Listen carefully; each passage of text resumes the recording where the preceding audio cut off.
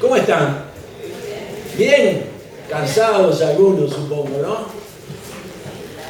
Bueno, a ver. Primero, agradecer la invitación a todos los organizadores, organizadoras y la alegría de estar de nuevo en esta facultad y en esta sala donde todos los recuerdos que tengo son realmente muy gratos. Así que gracias por la posibilidad. Vamos a tratar de reflexionar juntos, de reflexionar juntas, y yo lo que les propongo es casi poner un puntapié inicial, es decir, ir abriendo una agenda de temas que ustedes seguramente podrán retomar en los talleres, pero que además voy a tratar de no ser tampoco demasiado largo, primero para que no se aburran, y segundo para que podamos tener una posibilidad de intercambio. Así que, nada, pensar un poco juntos, juntas y reflexionar sobre cuestiones que intentaremos, que no son ajenas a la práctica de ustedes y que, digamos, ponemos en cuestión o pondremos en cuestión en función de las experiencias de ustedes.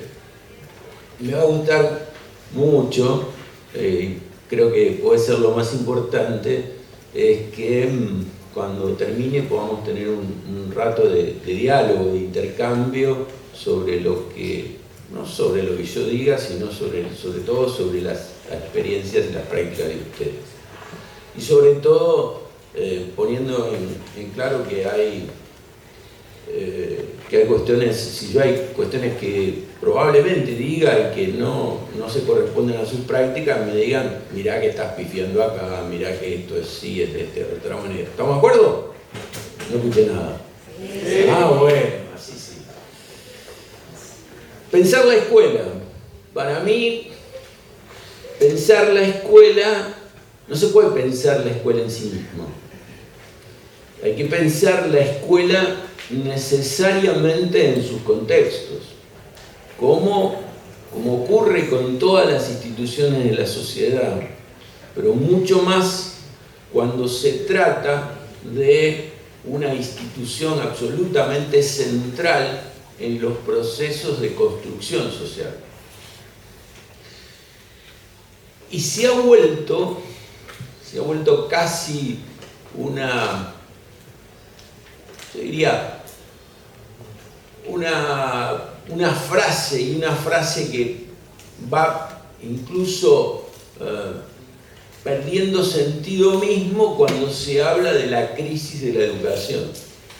Y se reitera casi sin profundidad qué significa crisis de la educación. Yo diría, si hay crisis de la educación, lo que deberíamos pensar es que la que llamamos crisis de la educación no es ni más ni menos que una manifestación más importante en sí misma, pero de la crisis del sistema social, y yo diría, si ustedes me lo permiten, de la crisis del sistema capitalista en general. ¿Por qué? Porque en realidad a lo que nos estamos enfrentando es a un cambio de las relaciones sociales, a un cambio de los modos de vinculación entre las personas.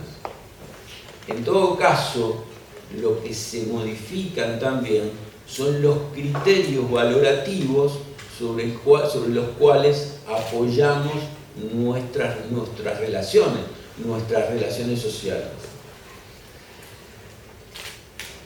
Y casi imperceptiblemente, uno de los problemas que enfrentamos es que arrastramos sistemáticamente la pretensión de trasladar al ámbito de la escuela todo aquello que no podemos, sobre lo que no podemos dar respuesta en ámbitos tan esenciales como la familia, por ejemplo, como también la familia con un modelo en transición, acosada por un lado por la pauperización y la pérdida de la calidad de vida, pero por otro lado también por la construcción de otros valores y de otros modos de familia, de constitución familiar. Por la crisis de la cultura y por la crisis de la política. Uno de los temas centrales que ustedes están trabajando acá es participación. Y claramente la participación y la política están por lo menos en revisión. ¿Qué nos pasa? Nos pasa que todo esto que entra en debate en el conjunto de la sociedad se nos traslada a dos ámbitos, a la escuela como ámbito, y en particular a los niños, a las niñas, a los jóvenes en particular, como actores y protagonistas de ese espacio. Y entonces nos aparecen cuestiones como, para decir solamente, para mencionar alguna, aparece el tema de la violencia, y en particular de la violencia juvenil en muchos ámbitos, como un emergente, y como un emergente particular en el ámbito institucional escolar. Y yo en esto retomo una afirmación que es de una colega mexicana, Rosana Reguillo. Dice, Rosana sostiene, y cito, que la violencia que protagonizan los jóvenes, ya como víctimas, ya como victimarios, debe ser calibrada en el contexto de los proyectos sociopolíticos y los modelos económicos contemporáneos. Acomódense tranquilos.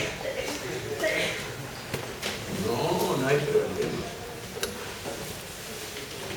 Al contrario, gracias por llegar. Decíamos, bueno, hay esta mirada, por ejemplo, sobre la violencia y su traslado al ámbito de los jóvenes y al ámbito institucional.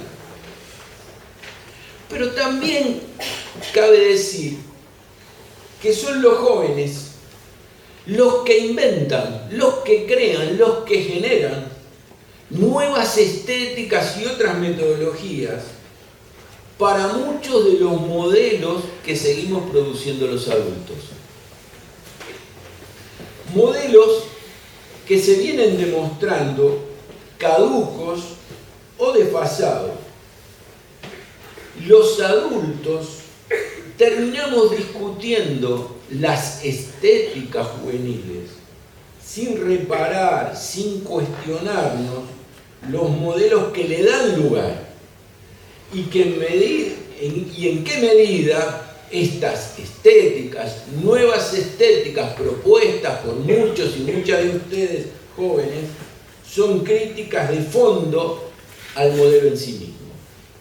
Discutimos las estéticas, y no digo que con eso discutimos la superficialidad, pero no porque las estéticas no son superficialidades, sino que son profundidades emergentes, que es distinto que decir superficialidad. Entonces, somos parte de una sociedad que no encuentra acabadamente las respuestas políticas a sus problemas y está permanentemente tentada y tensionada por el intento de la despolitización y la desmemoria. A ello se agrega además la crisis, que también es cierta, de la propia institución educativa y de la propia institución escolar, que no es ajena a la cotidianidad de maestros, de maestras, de docentes, en crisis social y económica, desmotivados por sus propias tareas. La sociedad, por otra parte, le está demandando a nuestros jóvenes, a nuestros niños y a nuestras niñas lo que no les ha dado. ¿Cuáles son los espacios en los que los jóvenes pueden manifestarse libremente? ¿Cuáles son las prácticas ciudadanas promovidas desde la infancia? ¿Quién y cómo se introduce y se inicia a los niños y a los jóvenes en la participación? Y yo sé que muchas de ustedes vienen de experiencias o trabajan en experiencias de, por ejemplo, comunicación radial o escuelas que tienen radios, que tienen medios. Y a mí me parece muy importante que esas experiencias sean sistematizadas, evaluadas, puestas en común y ofrecidas a muchos otros ámbitos donde esto no existe.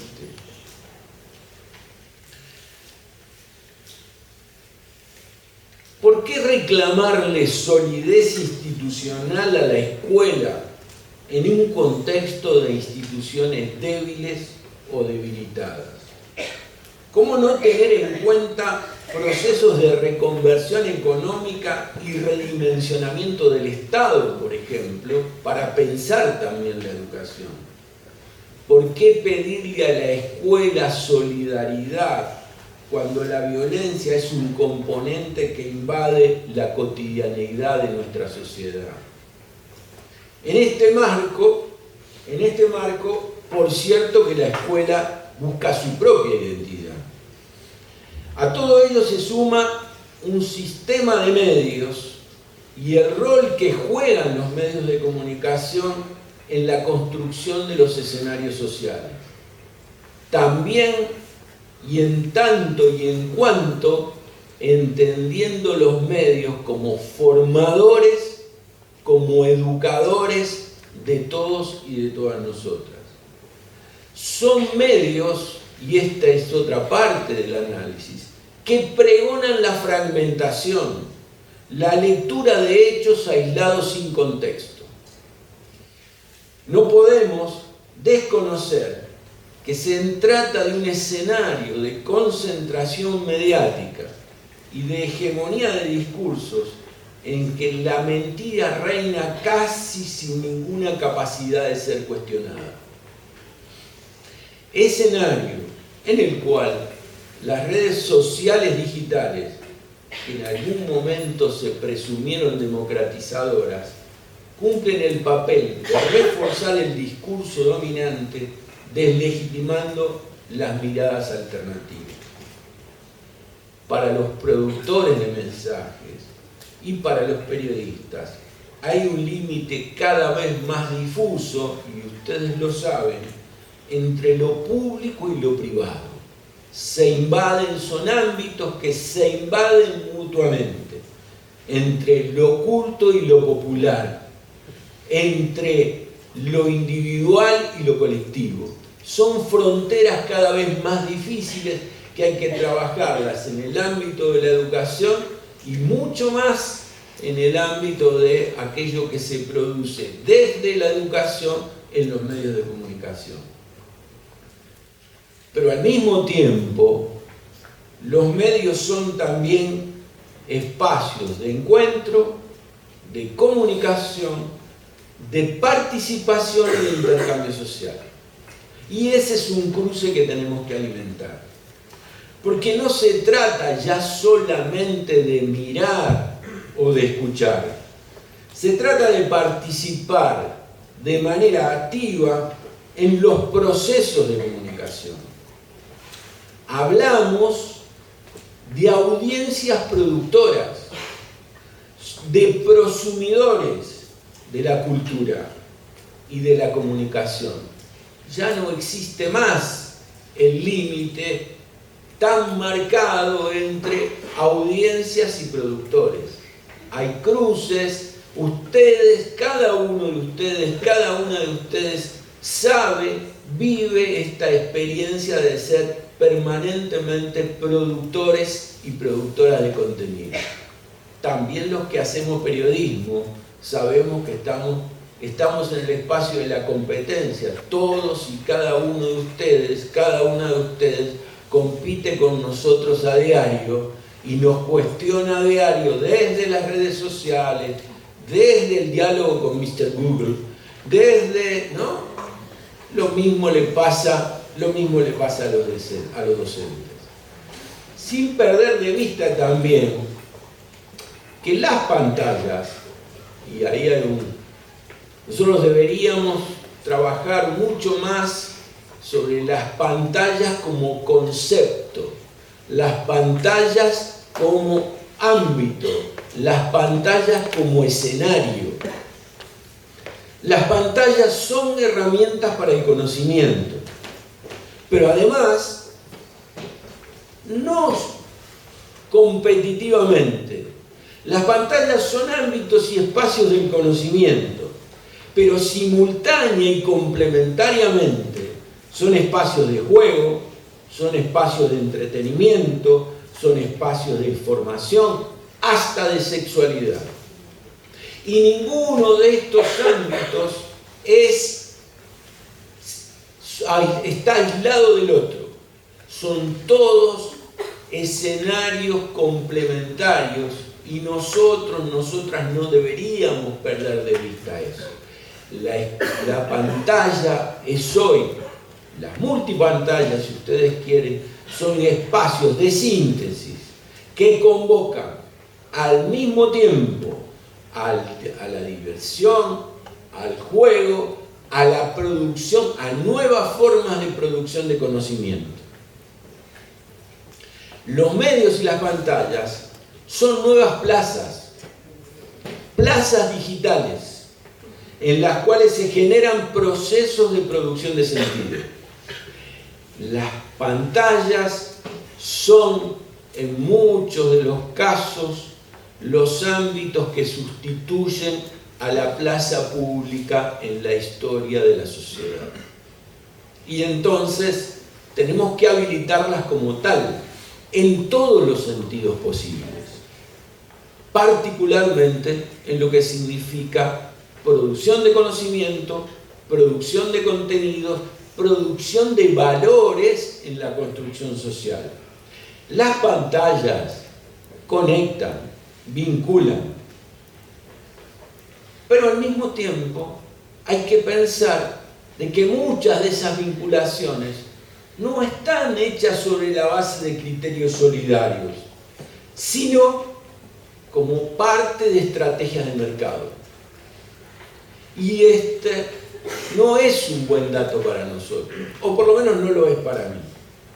No conectan por la solidaridad, conectan para el consumo y para la competencia. No es solo un problema de formas, es un problema de contenidos y también de crisis profunda del sistema de valores. Cuando digo crisis del sistema de valores, no estoy diciendo que los anteriores serán mejores o los que futuros serán mejores y que estos, crisis significa falta de certeza nuestras de los jóvenes, pero también de los adultos, acerca de un cuadro de referencia que organice nuestra cotidianidad. Sí me animo a decir que estamos en un proceso de cambio acelerado por los desarrollos tecnológicos, de modificaciones que aún no hemos ponderado y evaluado en forma suficiente y que nos ubica en planos de incertidumbre. Vivir la incertidumbre no es malo. Lo que pasa es que hay que acostumbrarse a vivir en la incertidumbre. Hay que asumir que la incertidumbre es un dato del desarrollo vertiginoso en el que estamos insertos. Porque la incertidumbre nos pone en la situación de perder las referencias. y nos aferramos a antiguos saberes experimentados, probados, buenos o no, pero que tuvieron vigencia antes, vigencia que ya perdieron. Son paradigmas y criterios de una época que ya no es la que nos toca vivir. En medio de todo lo anterior, aparece otro tema. ¿Cuál es el valor que le damos al conocimiento académico, al conocimiento científico, al conocimiento enciclopédico? Porque de eso tratan la mayoría de los contenidos de nuestra educación. Estamos en una lucha entre las formas y los contenidos, entre el pragmatismo y los saberes filosóficos y los parámetros reconocidos por lo que hemos nosotros y nosotras construido o ayudado a construir como ciencia positiva. ¿Y cómo hacemos para que la cotidianidad de nuestros estudiantes, de nuestros niños y nuestros jóvenes, no se quede a la puerta de los establecimientos educativos, profundizando la brecha entre la realidad y la educación? Y no lo digo, la mayoría de ustedes están vinculados a niveles secundarios, pero podría decir exactamente lo mismo, Gabriela lo sabe, si habláramos de la universidad. Es decir, es exactamente los mismos, son exactamente los mismos desafíos que hoy enfrentamos en la universidad. Y tengo la impresión de que estos no son debates que se están dando, por lo menos de manera suficiente, en nuestros ámbitos educativos. Y nos enfrentamos además a una suerte de trampa digital. La instrumentalización de los desarrollos tecnológicos de la comunicación, en muchos casos, la utilización de recursos digitales solo sirve para tapar con el ruido y con el brillo de lo digital la profundidad de los problemas que nos afectan a otro nivel y a los que yo me hacía referencia antes. Se plantea el tema de los medios y de la tecnología como un paraguas que cubre los otros debates. Y entonces le atribuimos al tema de la digitalización o de la tecnología problemas que no son propios. El problema no es que los niños, las niñas y los jóvenes usen el teléfono en el aula, aunque sí es un problema. El desafío consiste en comprender cuál es su forma de producción de conocimiento, cómo se salta de lo analógico a lo digital en materia de producción de conocimiento. ¿Qué significa el conocimiento a través de la multipantalla? ¿Qué implica y qué nos demanda desde nuestra condición de educadores y educadoras? Yo veo a veces a mi nieto que tiene 4 años y viene y me dice: abuelo, ¿sabés tal cosa? ¿Dónde lo viste? Tocando el teléfono, abuelo, tocando el teléfono. 4 años. A los 4 años yo ni les cuento. ¿Cómo nos sentimos frente a la realidad de la accesibilidad creciente a conocimientos supuestamente lejanos? Supuestamente lejanos para nosotros, pero tremendamente cercanos en la cotidianidad de la mayoría de los que ustedes están acá. Está claro que si algo tenemos que decir es que nuestras respuestas son parciales, pero no por eso menos válidas. Son las que tenemos y las que no debemos dejar de ensayar. En definitiva, eso es la crisis, la falta de certezas. Pero la falta de certezas no es la falta de rumbos. La crisis, ¿saben cuál sería? Que fuéramos incapaces de ensayar respuestas. Y las respuestas las estamos ensayando. Hay un montón de prácticas de ustedes, las radios, la comunicación en la escuela, que son parte de esa respuesta. ¿Les dan certezas? No nos dan certezas. Y no me preocupa eso. La crisis sería nuestra inmovilidad.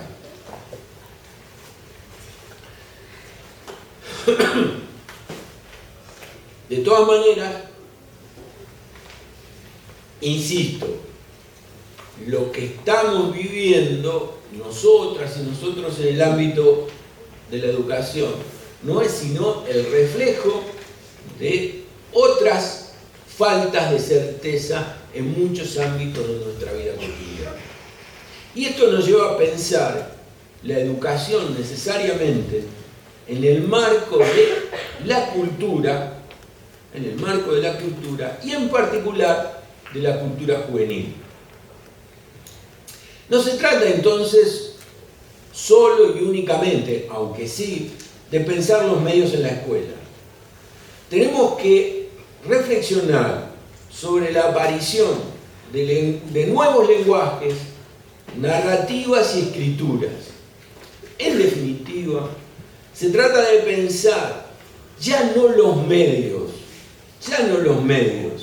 sino de pensar lo que empezamos a apropiarnos, que es la transmedia, es decir, la producción simultánea, complementaria y colectiva de otros mensajes a través del entrecruzamiento de la radio con los contenidos digitales, de las redes con la producción audiovisual, es decir, contenidos que ya no están necesariamente vinculados a un medio o a otro medio, sino a todos ellos, además, ¿saben cómo? Sintetizados por las pantallas.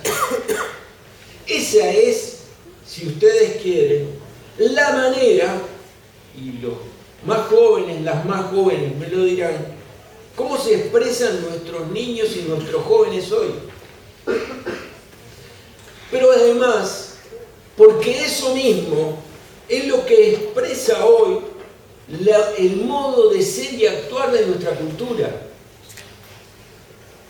Consciente o inconscientemente, todos y todas somos transmediáticos. La mejor expresión, no tengo el teléfono acá, pero iba a levantar el teléfono, pero digo, la mejor expresión de eso son nuestros teléfonos. Nuestros teléfonos es la síntesis transmediática de nuestra cultura. ¿Cómo nos conectamos? ¿Cuántos de ustedes, lamentablemente para mí que trabajo en un diario, pero cuántos de ustedes leen diario en papel? A ver, levanten la mano, ¿cuántos leen diario en papel? 10%. 10%. ¿Eh? Sí, los más grandes. No, más viejos, no. Somos todos. Mirá, ¿sabés qué? Digo, un gran maestro mío y de muchos de nosotros, que es Daniel Prieto Castillo, un educador mendocino, dice, ¿cuál es la definición de joven? Dice, todos los que tienen mi misma edad o menos. Daniel tiene 80 y pico ahora, ¿no? Dice, ¿quién es joven? Dice, los que tienen mi misma edad o menos, ¿no? Bueno, cualquiera que tenga hoy más de 30 años, y digo 30, no, ni 50, ni 60, ni 80, fuimos formados en otro sentido, por ejemplo, acerca del tiempo, otro concepto del tiempo, otro concepto de la distancia, otro concepto acerca de lo que significa la inmediatez. Y estos son, ustedes me dirán, pero sí, pero el el sentido del tiempo, de la distancia, de la inmediatez, son conceptos operantes en nuestra vida cotidiana. Yo me acuerdo, la primera vez que yo llevé a casa de mis padres un fax. Ustedes no saben ni lo que es un fax. Los más jóvenes no tienen ni idea, ¿no? Yo sí les cuento, el aparatito con un teléfono donde se pasaba una hoja y salía en otro teléfono donde se imprimía lo mismo. Y le dije a mi papá, vamos a poner esta hoja acá y va a salir de otro lado. Y el viejo me miró y me dijo, mira, yo soy ignorante, pero boludo no. No, papá, es que va a salir por otro lado. Estoy viejo, ¿no? Bueno, eso es un problema de pensar el tiempo, la inmediatez y la distancia. Hay otro concepto que tiene que ver con que remite a nuestra cotidianeidad. Y esas son las cosas que tenemos que poner a discutir. Hoy nos enojamos porque nuestra computadora es lenta cuando tarda fracciones de segundo en reaccionar ante una orden. Nos calentamos. Pero todavía nos cuesta acostumbrarnos a hacer síntesis y a producir conocimiento con varias pantallas a la vez. Con varias pantallas a la vez. Al mismo tiempo. Y eso, ¿saben qué es? Eso es otra forma de producción de conocimiento. Y en nuestra práctica docente, díganlo los jóvenes, los niños, las niñas que están acá y dicen que están del otro lado, nosotros seguimos siendo docentes analógicos y secuenciales. Y nuestras audiencias leen simultáneamente y producen síntesis desde la multipantalla. Y ahí sí hay un problema a resolver. Esto para significar que la educación tiene que pensarse en el marco de otra cultura, es decir, de otra vida cotidiana. No es otra cosa, es pensarla en el marco de otra cotidianeidad, de la que nosotros tenemos, de la que nosotros vivimos. Y por cierto, esto no está al margen de cuestiones tales como la infraestructura de nuestros establecimientos educativos, con estudiantes atornillados durante horas en sus bancos escolares, cuando esa postura contradice su cultura y su cotidiana hiperactividad.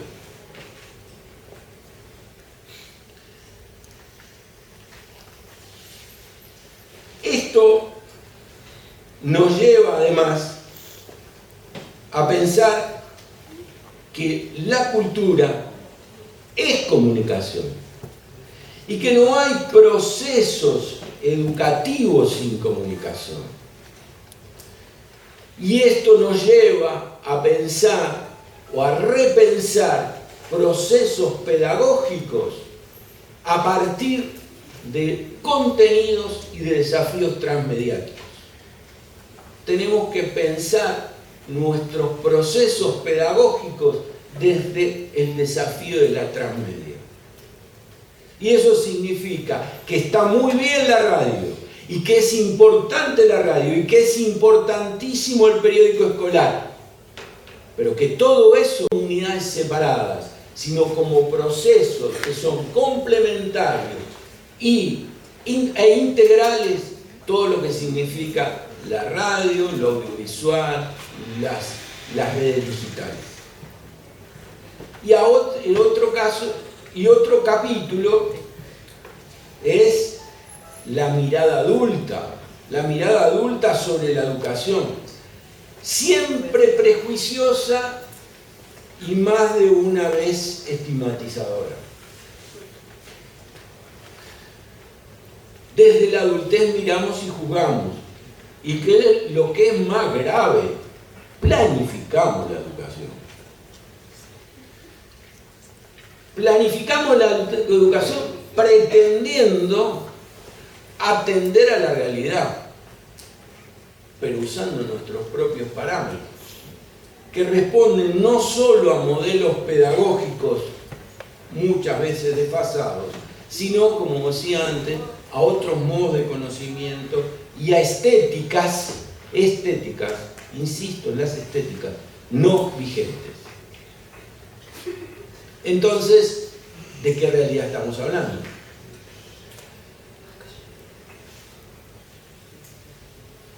Vuelvo a lo que decía antes. Fuimos formados como docentes y como educadores con otros parámetros.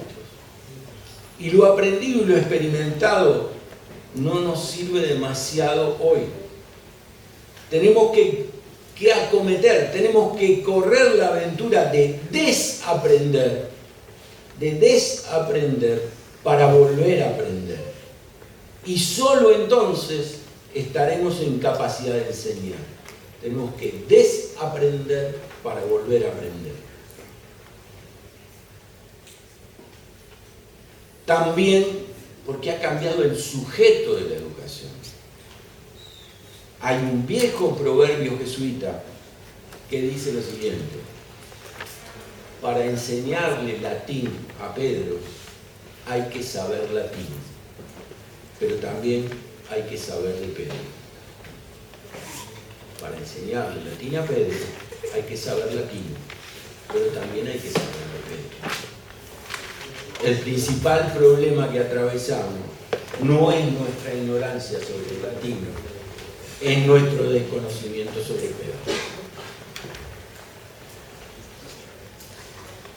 Y mientras tanto, nos peleamos con Mr. Google. Los docentes estamos más cerca de la idea de competencia con Google, batalla absolutamente perdida, que en la incorporación crítica de conocimientos utilizando los aportes de la red. Y somos permanentemente sometidos a la confrontación a un otro digital omnipotente, con un saber almacenado en la red que no cabe ni en 1000 cerebros de los nuestros, que es válido o no, pero que nos supera ampliamente como fuente, y para nuestra desventaja resulta más accesible, más estéticamente agradable para nuestros estudiantes que para nosotros mismos. Y entonces, ¿cuál es nuestro lugar? Quizás tengamos que pensar mucho más en docentes que ofrezcan criterios de selección de la información en medio de una super oferta informativa. Disímil y contradictoria, pero oferta al fin. Pero eso supone una reconversión profunda de nuestro lugar como docentes y de nuestras formas pedagógicas, de nuestros procesos pedagógicos. Y significa, básicamente, resignar nuestro lugar de poder. Resignar el lugar de poder que la institución nos ha dado y en la que nos ha instalado sistemáticamente. ¿Y saben qué? Eso es lo más difícil. Resignar nuestro lugar de poder es de las cosas más difíciles. Porque además, como la institución nos traslada esta idea de vertical autoridad y somos nosotros y nosotras los ejecutores, la institución tampoco quiere que nos corramos de ese lugar. Y aparece el tema además aparece el tema de la democracia y la participación. Y preguntas tales como si la democracia puede ser reemplazada por participaciones digitales y directas en la red. Si la democracia de la plaza, otra vez, de esa plaza que tiene tanta historia en la vida política y social argentina, se reemplaza por me gusta o no me gusta en Facebook, por Twitter, perdón, yo digo Twitter, porque si no queda feo, o porque por 3 o 4 posteos, ¿no? Y además siempre tiene que ser en inglés, porque si digo volante queda feo, tengo que decir flyer, ¿no? Bueno, es así, ¿no? Pues si no, se baja el nivel. Nos preguntamos entonces, ¿qué somos? ¿Dónde queda la política? ¿La política queda encerrada también en las pantallas? ¿O hay otra política y otro modo de participación que sigue reivindicando y tiene sentido en el cara a cara? En el face to face. La escuela necesita pensarse como un espacio de vivencia participativa y de construcción ciudadana, con las pantallas, pero no al margen del cara a cara. Porque ¿dónde más los niños y las niñas y jóvenes van a aprender a apropiarse de los valores y de los criterios de la participación y de la ciudadanía, cuando en este momento de transición, en las formas de relacionamiento, están rotos y seriamente dañados los espacios de construcción colectiva, los partidos políticos, las organizaciones sociales? La pregunta siempre será si no estamos sobrecargando a la escuela de responsabilidades y trasladando allí incumbencias de otros espacios. Probablemente la respuesta a esta pregunta es sí, estamos trasladando. Pero me pregunto, ¿existe algo mejor? ¿Hay otra posibilidad? No tengo respuesta. Apenas alguna sugerencia, pero me gustaría, antes de terminar, porque veo muchas caras, ¿cuándo va a terminar? Y incluso vi por allá al fondo alguno que me hacía así. Y no creo que me estuviese apoyando precisamente. ¿Qué hacer? Algunas líneas para hacer, y seguramente ustedes en los talleres tendrán muchas otras cosas. Educar es facilitar el acceso a la información antes que cualquier otra cosa. Educar es una manera de evitar las discriminaciones, y hoy evitar las discriminaciones es encontrar metodologías de acceso crítico a la información. Porque la información no está en lo que hacemos docencia solo ni primariamente. Significa integrar las políticas públicas educativas con las otras políticas públicas, con la política de salud, con la política de vivienda, con la política de ambiente, para una construcción compleja e interdisciplinar de las políticas públicas, partiendo de la base de que en democracia las políticas públicas son la manera eficiente y eficaz de gestionar en democracia la calidad de vida. Pero eso necesita también de nosotros hacer de la política pública un espacio diverso, de la política pública educativa, un espacio diverso, plural y multiactoral, donde lo habitual sea la participación y la construcción colectiva y no la excepción. Es construir desde nosotros, particularmente desde los adultos, perspectivas de integración, garantizando además los derechos de la infancia y de la juventud, potenciando en los jóvenes, en los niños, la capacidad crítica y las habilidades comunicativas en el sentido de que lo veníamos planteando.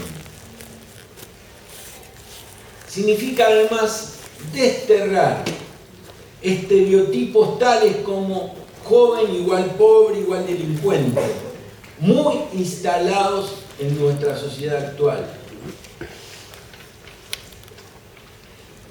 Trabajar sobre las satisfacciones, pero también sobre las insatisfacciones.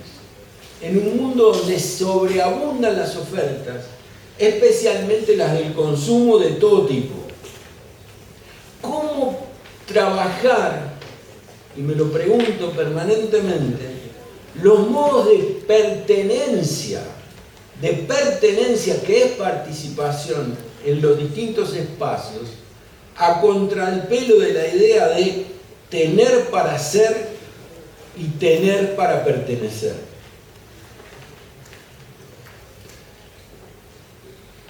Y rescatando lo que decía, es necesariamente integrar las pantallas en nuestros procesos educativos, porque eso significa apostar también a docentes menos sabios y más preguntadores, menos seguros y más investigadores, menos aseverativos y más curiosos.